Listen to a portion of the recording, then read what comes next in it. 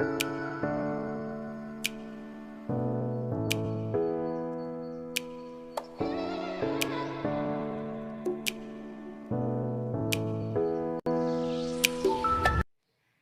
کا وقت تھا، گرمی انتہا پر تھی۔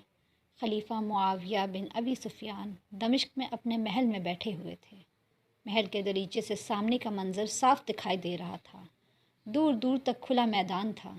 اچانک خلیفہ کی نظر ایک شخص پر پڑی جو افتاں و خیزاں ننگے پاؤں قیامت کی اس گرمی میں محل کی طرف بڑھ رہا تھا۔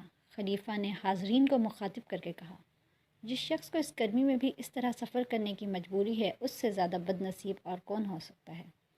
حاضرین میں سے ایک شخص نے عرض کی، امیر المومنین، ممکن ہے کوئی حاجت اسے آپ کے پاس کھینچ لائی ہو؟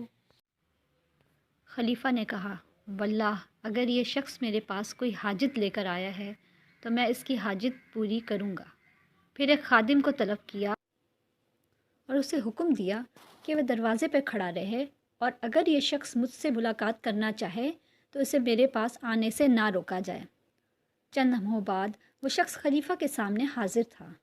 خلیفہ نے اس سے پوچھا، کون سی حاجت تمہیں یہاں لائی؟ جناب، میں شکایت لے کر آیا ہوں، مجھ پر ظلم ہوا ہے، میں انصاف کا طلبگار ہوں۔ عرابی، کس نے تم پر ظلم ڈھایا ہے؟ خلیفہ نے پھر پوچھا۔ اس شخص نے جواب دیا، مروان بن حکم نے، جسے آپ نے ہمارا ولی بنا کر بھیجا ہے، اور یہ شخص ہمارے لیے وبال بن گیا ہے۔ میرے لیے اور میری بیوی کے لیے تو اس شخص نے ظلم کی انتہا کر دی ہے۔ خدا را اپنے اس والی کے خلاف میرے حق میں فیصلہ فرمائیے۔ خلیفہ نے کہا، عرابی، مجھے اپنا پورا قصہ سناؤ۔ عرابی بولا، جناب، میری ایک بیوی تھی، میں اس کا عاشق زار تھا۔ ہمارے پاس اونٹوں کا ایک قافلہ تھا جس سے ہم بآسانی گزر بسر کر لیتے تھے۔ پھر یوں ہوا کہ ہمارے علاقے میں قحط پڑ گیا، میری حالت ابتر ہو گئی اور میرے پاس مال و دولت میں سے کچھ بھی باقی نہ رہا۔ میری بیوی سعد کے باپ کو جب میری اس حالت کی خبر ہوئی تو وہ زبردستی میری بیوی کو میرے گھر سے لے گیا۔ میں نے مروان بن حکم کے پاس شکایت کی۔ مروان نے میری بیوی کے باپ کو بلا بھیجا۔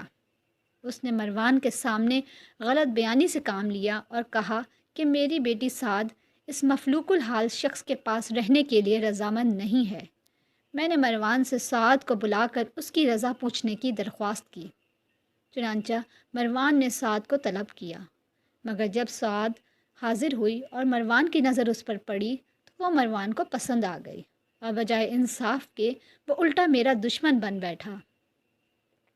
اس نے مجھے بلا قصور برا بھلا کہنا شروع کر دیا اور مجھے جیل میں ڈالنے کا حکم جاری کر دیا۔ پھر سعد کے باپ سے طے کر لیا کہ وہ 1000 دینار حق مہر کے بدلے مجھ سے طلاق کے بعد سعد کا نکاح مروان سے کر دے گا۔ مجھ سے طلاق دلوانے کا ذمہ مروان نے خود لیا۔ مروان نے مجھے طلب کیا اور سعد کو طلاق دینے کا حکم دیا۔ میں نے انکار کیا تو اس نے مجھ پر تشدد کا حکم دیا۔ جب تشدد حد سے بڑھا تو میں مجبور ہو گیا اور میرے پاس سوائے طلاق دینے کے کوئی چارہ نہ رہا۔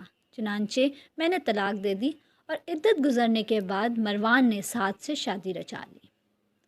یہاں تک کہنے کے بعد عرابی رونے لگا، پھر بے حال ہو کر لڑکھڑایا اور بے ہوش ہو کر گر پڑا۔ غصہ خلیفہ کے چہرے پر ٹپکنے لگا اور کہنے لگا، مروان نے اللہ کی حدود میں دست اندازی کی ہے اور ایک مسلمان کی عزت پر ہاتھ ڈالا ہے۔ پھر قلم اور کاغذ منگوایا اور مروان بن حکم کے نام لکھا۔ مجھے اطلاع ملی ہے کہ تم نے اسلام کی قائم کردہ حدود سے تجاوز کیا ہے اور اپنے رعیت کے ایک شخص پر ظلم ڈھایا ہے۔ اب تمہارے جیسے شخص کو حرص و ہوس سے باز رکھنا لازمی ہو گیا ہے۔ پھر وہ شعر لکھے جن کا مطلب یہ تھا، میرے پاس ایک سنگین معاملے کی شکایت کی گئی ہے جس کا تمہیں علم نہیں۔ میں تمہارے جیسے گناہ گار کے کام سے اللہ سے استغفار کرتا ہوں۔ تم فوراً سعد کو طلاق دے کر نصر بن ذبیان کے ہمراہ ہمارے پاس روانہ کر دو۔ مروان کو جب یہ حکم ملا تو تعمیل حکم کے بغیر اس کے پاس کوئی چارہ نہ رہا۔ چنانچہ اس نے فوراً سعد کو طلاق دے دی اور نصر بن ذبیان کے ہمراہ اسے دمشق روانہ کر دیا۔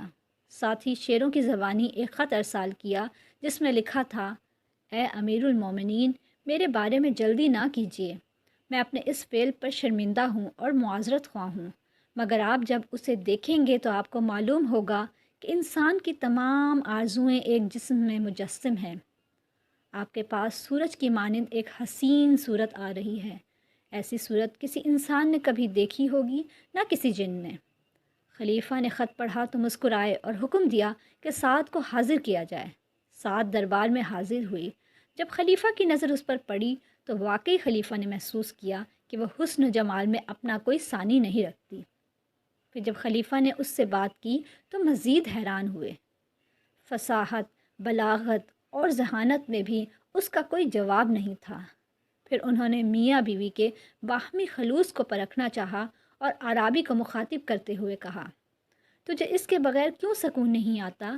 میں اس کے عوض تجھے چاند جیسی حسین و جمیل 3 کنیزیں عطا کروں گا اور ہر کنیز کے ساتھ 1,000 دینار کا عطیہ بھی ملے گا، اور پھر تجھے بیت المال سے اتنا کچھ عطا کروں گا کہ تیرے لیے کافی ہو جائے گا۔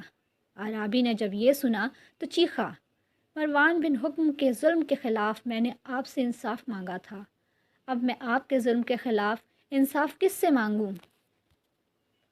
خلیفہ مسکرائے اور بولے، تجھے اقرار ہے کہ تو نے سعد کو طلاق دے دی تھی؟ مروان بھی اسے طلاق دینے کا اقراری ہے۔ اب ہم سعد کو اختیار دیتے ہیں کہ وہ جسے چاہے اپنے لیے اختیار کر لے۔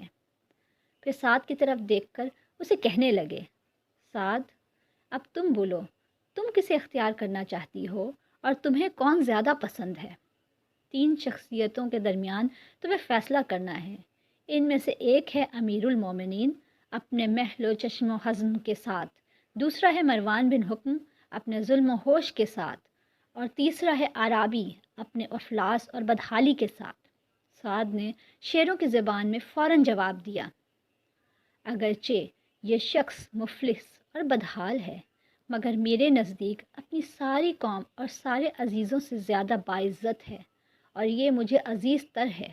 پھر کہنے لگی، اے امیر المومنین، زمانے کے حوادثات اور وقت کی تبدیلی سے میں شکست خوردہ نہیں ہوں گی۔ میرا اور اس عرابی کا ساتھ بڑا پرانا ہے، جسے فراموش نہیں کیا جا سکتا، نہ ہی اس محبت کو ختم کیا جا سکتا ہے۔ جب میں نے خوشحالی کے زمانے میں اس کی رفاقت سے لطف اٹھایا ہے تو اب پریشان حالی میں بھی میرا سب سے زیادہ حقدار یہی ہے۔